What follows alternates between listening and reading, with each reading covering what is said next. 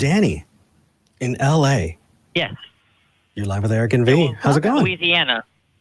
Oh, Louisiana. Louisiana. There you go. I want to say it's Louisiana, not Los Angeles. I'm absolutely embarrassed. Eric has not had enough coffee today. Danny in Louisiana. Of course it's Louisiana. Why would I? What did you want to talk about today? Please help me get through this, Danny. Well, it's this idea of evidence with respect to God. I'm not so sure if it really applies to the notion of God, and I'll try to illustrate, right? Suppose we went in a time machine and we went back to around the time Jesus died and supposedly resurrected and ascended into the sky, right? Now, let's say us three, we went here, you saw the death of the crucifixion of Christ. You saw him resurrect. That's to say you saw a dead body, became alive, and then you saw this body ascend very much in the way that the New Testament describes, right? Now, we all might be convinced at that point that maybe there's something true about Christianity, but imagine if we had a fourth individual who thought, no, it's possible that there's some natural explanation for everything that I saw. Maybe it's some kind of biological phenomenon that I'm not aware of in terms of certain bodies. Well, I mean, if we're already at time travel levels of sci-fi, that wouldn't be an unreasonable thing to talk about, right? Like, what if... I mean, we can break it down a whole lot more simply. Danny, imagine that you have an old radio, and for some reason it's not working. Would you take it apart, or would you assume that gremlins are in the radio? I would take it apart. Okay. So you took it apart and you're looking at the pieces and there's a piece that's broken. Would you assume that a gremlin broke it? No, I wouldn't make that claim or assumption. Okay. So you definitely are looking for naturalistic explanations that describe and help you understand what's going on, right? So it seems like you're using and looking for naturalistic explanations to understand things. So you put it back together and you plug it in and it's working. Are you assuming that gremlins are in the radio making it work? No. Exactly. And I don't think it's a hard stretch. I don't think it's a hard stretch to have that same kind of thing for God. We do it with medicine. We definitely don't want to assume that somebody's being possessed when they need insulin. Right? We don't want to assume. Go ahead. Well, the point is that I really don't see that as an equivalence. I don't see it as an analogous or analogy to what I was saying. The point is that if there's some kind of anomaly, let's take your radio example, and the radio just started floating in midair, right? And then it changed into a chicken. I don't know, right? The point is that is consistent. There could be some set of natural laws that could explain that. We just are not, we had never come by such a kind of observation. But it's even worse than that. Even worse than that, because if we really want this to be analogous, it's, hey, Danny, you're going to come over to my house and I'm going to tell you, Danny, guess what? There's a radio and it flew into the air and it turned into a chicken. And you said, Eric, where's the chicken? I don't have it. Where's the radio? I don't have it. Did you see it? No. How do you know about this? I read it in a book. Would you believe me? Well, I don't think, well, let's just say that we both saw it. Okay. But we didn't. So, and that's where the analogy breaks down. Okay, in the hypothetical, sure. Well, I'm trying to get at a more fundamental issue. We can get into let's get down to the brass tacks here. What is your final thesis here? The point is that if we were to witness something that that most people would qualify as a miracle, there's always going to be the possibility that it could explain naturally, right? Always, no matter what you observe.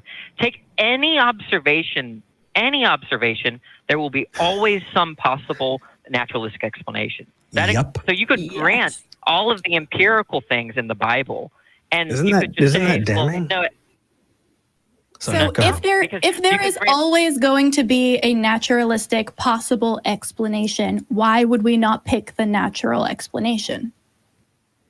Well, that's just going to be depending on our background knowledge. So like in the radio case, we all have background knowledge about what makes radios work, what makes them break down. But I don't have any background knowledge with respect to radios turning into chickens. So if I saw something like that, there's a puzzle here. Do I think that it's some naturalistic explanation, or do I think it's something? But that's the God of the gaps argument, isn't it? Because at some point we didn't know how radios worked. Did that mean that before we understood, radios were supernatural? No, but I didn't actually make a conclusion there. I'm saying you're faced with making a conclusion, right? Right. So, and my question is, why conclude anything other than this works naturally in a way we don't understand yet? I think I answered that it just depends on your background and knowledge and your background beliefs, right? It's not going to be, I don't think there's going to be rigorous criteria for making one decision over another if it's that anomalous, right? And that's where I think I'd want some pretty rigorous criteria if a radio turned into a chicken. I'd be like, show me these facts right now. Yeah. Here's the thing. Well, no, okay, so granting your response, we come at this and we have our background knowledge, our background education and understanding of the world to make a decision. Does everyone have equally valuable and accurate background knowledge and understanding of the world? I don't know how to answer the question. We all have our past experiences, and that's kind of where our inductive reasoning kind of comes from, right? That there's these patterns in our experiences, and we make inferences from them. But the problem becomes is when we see something, right, that does not track anything in terms of our background information, and we have a choice whether, okay, is there some? I agree that there's some possible naturalistic explanation, but it also could be an intentional explanation, right? And if you choose one or the other, I don't think any is going to be more or less rational.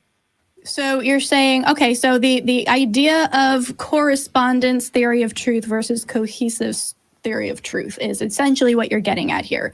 So I'm defining a true thing or a thing that exists as something that corresponds to our, best understanding of reality. And it sounds like you're saying that something is true as long as it is backed up by prior experience that is internally coherent. Well, I think the problem with correspondence theory of truth is it's susceptible to something called Bradley's objection. So the idea is that, like, if there's this proposition, like, let's say, New York City is the capital of New York State, right? And that corresponds to something in the world, and it's in virtue of that relation that it's true. But then there's the relation, right? It's relation to both the proposition and the state of affairs in which, you have New York City and the New York State. And there's going to be some kind of relation between that, and then there's going to be another relation between that, and it's going to cause an infinite regress. That's one of the reasons why I don't accept correspondence theory of truth. I don't know if I explained it well. Infinite regress is just the word of the day, it seems like. I actually don't see a problem there. Right. How does the coherence theory of truth get out of there? Like, if that's going to be your argument, I don't see how any version of anything could not end up being infinite regress, including a God, frankly. Well, the point about, I think you're talking about the coherence theory of truth. I think there are a lot of versions of the coherence theory of truth, but the most basic is that something is justified in virtue of. Go ahead. Did you have something to say? I just wanted to make sure that we were back on the tracks here and talking specifically about what you wanted to call in about. Yeah, I'm fine. I don't want to digress or go on a tangent. This is something we love doing, and we would absolutely, but we just want to make sure we're on the same pathway here. So you called in, and it says in the notes, why do atheists need evidence for God to believe in it? Yeah. Right? Okay. Mm-hmm. The point is that I am making the claim that it's just not a matter of evidence at all, right? Because it's just going to be dependent on one's background beliefs in terms of what counts as an explanation for belief. Yeah. Does it matter to you that it's true? It does. Okay. Is truth for you different than truth for me? We've established. Well, I could just use the correspondence theory of truth so we don't go on a silly philosophical tangent. Sure. But the point is that I think we live in the same universe? Do we live in the same universe? Well, presumably, yes, hopefully. Okay, let's grant that and move forward. We need to understand things about this universe. We want to understand as many things as we can. And so we have to evaluate the evidence to come to conclusions. But not everything is a matter of evidence. Like, think about mathematical and logical truths. Those are not a matter of evidence. How do I know a thing is a thing? How do I know that A is not A? Yeah, now you're just playing word games. Honestly, if you want to try and swap around verbs and nouns so that things, no. A is A because we define it to be A, and if we decide to define A differently, then it would be something different. But the fact But that presumably we're having a. I'm sorry. go ahead. Go ahead. Presumably we're having a philosophical dispute, not a semantic dispute. Typically what people mean by evidence is what they would expect to see given something to be true, right? So if there was a horse in my room, there are certain observations that would confirm that horse being in my room. You know, there would be something that goes neigh, it would add hooves, whatever, right? But there are certain things that generate no such expectations that we can still prove apart from observations. Like, and I gave an example like math and logic, right? No. Math and logic are just. You think there's do you think that we live in some kind of platonic universe where in math and logic are just some abstract concept that are intangible? I mean, what the hell, dude? These are explanations that we have for the world around us. We use numbers because we developed these concepts so that we can understand the world around us. This is linguistic, but the fact is, to point to something like that and say it exists in some kind of platonic realm makes absolutely no sense, and I'm not going with that assumption.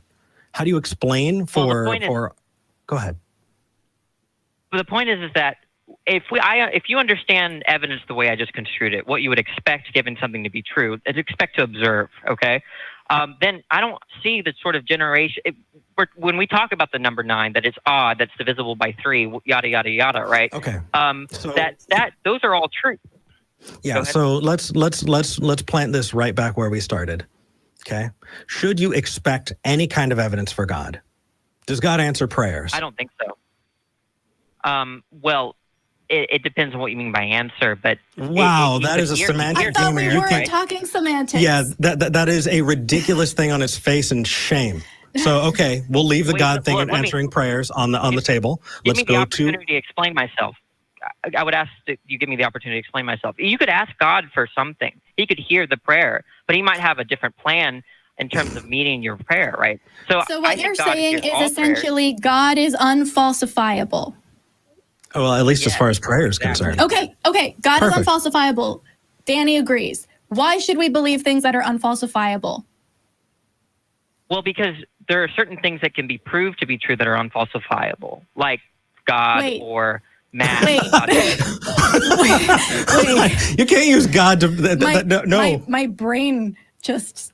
It did a thing. That was weird. No, the definition of unfalsifiable is that you cannot falsify it. Therefore, there is no evidence for or against it that will stand up to scrutiny.